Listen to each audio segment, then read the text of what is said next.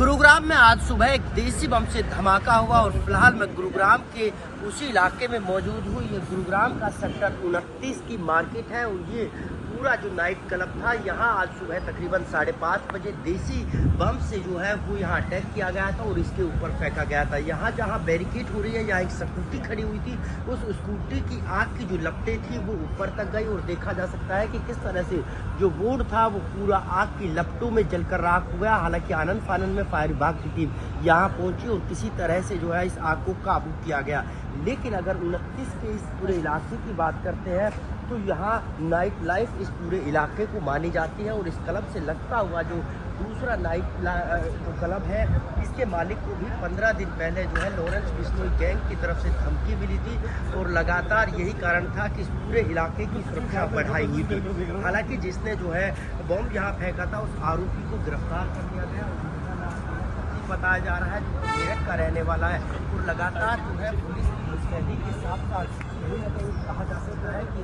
बड़ा जो हादसा था या फिर एक जो बड़ी साजिश को अंजाम देने के लिए आरोपी आया हुआ था, उसको कहीं ना कहीं पुलिस की मुस्तैदी से कम किया गया या ये कहा जा सकता है कि पूरी तरह से काबू किया गया। हालांकि आरोपी के कब्जे से दो सूतली बम भी बरामद किए हैं, साथ ही साथ एक पिस्टल भी बरामद की है। अब गुरुग्राम पुलिस के साथ साथ क्राइम ब्रांच और एसटीएफ की पूरी टीम जो है वो जांच कर रही है, क्योंकि गुरुग्राम से पहले भी चंडीगढ़ में इस तरह के बम के धमाके हुए थे। हालांकि जो ये धमाके हुए हैं इनके पीछे के कारण क्या है, या डराने की कोशिश की गई थी या फिर जिस तरह से जो है बार मालिक को लगातार धमकी लॉरेंस बिश्नोई गैंग की तरफ से दी जा रही थी, क्या उन धमकियों के जरिए जो है फिरौती मांगने की कोशिश की गई थी। बहरहाल इन तमाम पहलुओं और एंगलों से गुरुग्राम पुलिस जांच कर रही है और जांच के बाद ही साफ हो पाएगा कि आखिरकार इन जो देसी बम फेंकने के पीछे के कारण क्या थे। गुरुग्राम से नीरज अंबावता, सूर्य समाचार।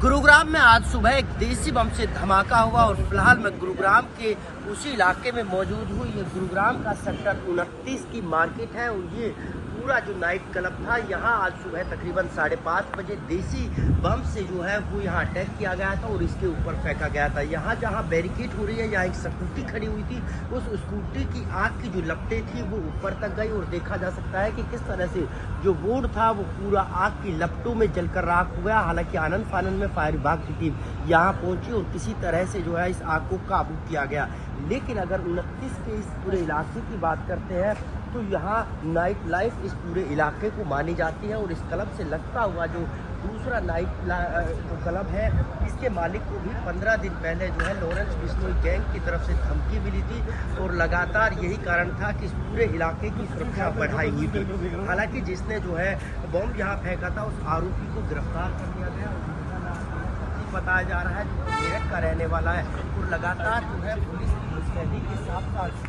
कहा जा सकता है कि बड़ा जो हादसा था या फिर एक जो बड़ी साजिश को अंजाम देने के लिए आरोपी आया हुआ था, उसको कहीं ना कहीं पुलिस की मुस्तैदी से कम किया गया या ये कहा जा सकता है कि पूरी तरह से काबू किया गया। हालांकि आरोपी के कब्जे से दो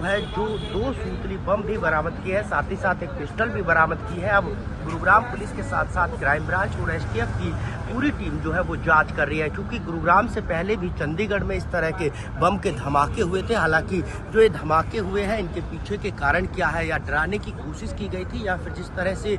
जो है बार मालिक को लगातार धमकी लॉरेंस बिश्नोई गैंग की तरफ से दी जा रही थी, क्या उन धमकियों